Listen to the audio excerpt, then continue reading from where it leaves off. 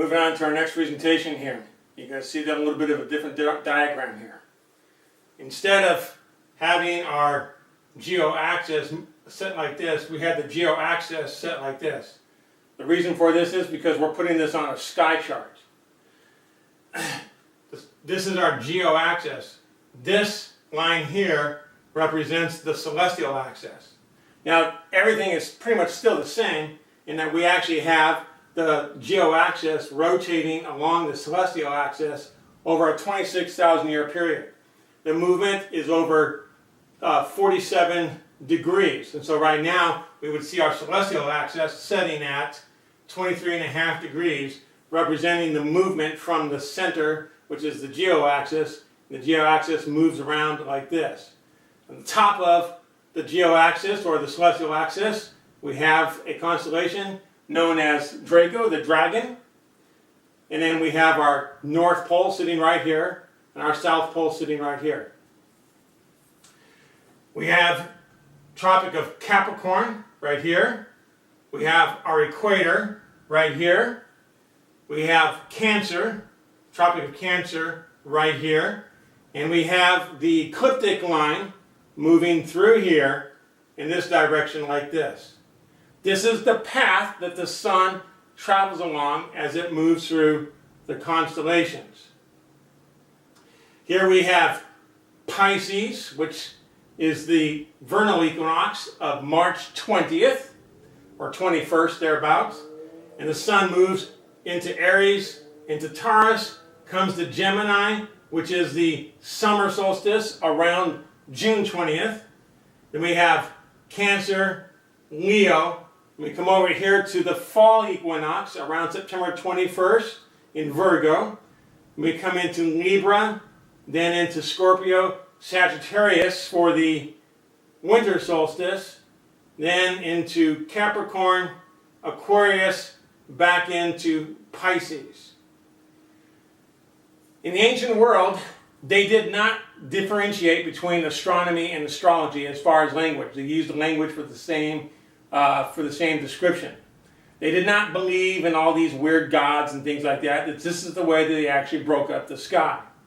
In the ancient world, it appears as though that they borrowed from the biblical narrative because they divided the area above the equator. They called that the waters above, and the area below the equator they called the waters below. They subdivided it with giving it subtitles, calling this same area the area of the dragon head, and the waters below here the area of the dragon tail. There's a reason for that. The reason why they did that is because along the equatorial line, across here, this is the equator, along the equatorial line, we have three dragons. These dragons all have their heads above water, in the waters above.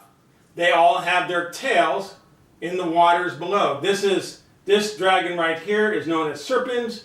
This dragon right here is known as Cetus. And this dragon right here is known as Hydra. And a portion of his tail wraps around over here between Libra and Virgo. Very, very basic, very simple understanding. Keep in mind that the sun moves in this direction along here like this. Now what is interesting is that if this is Sagittarius and this is Gemini, and Sagittarius represents the furthest point with this line here, the furthest point south on December 20th, and Gemini represents the furthest point north on June 20th, why then is this called the Tropic of Capricorn and the Tropic of Cancer? Why is it not the Tropic of Sagittarius or the Tropic of Gemini? There's a reason for that. It's because the equinoxes move, and the reason why they move is because our geo-axis moves back and forth. It wobbles around like this, and as a result of that, not only do these lines move up and down, but the solstice and equinox marks move as well.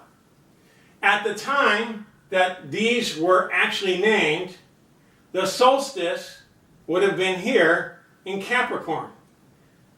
The solstice would have been here in Cancer. The equinox, the spring equinox, would have been here in Aries.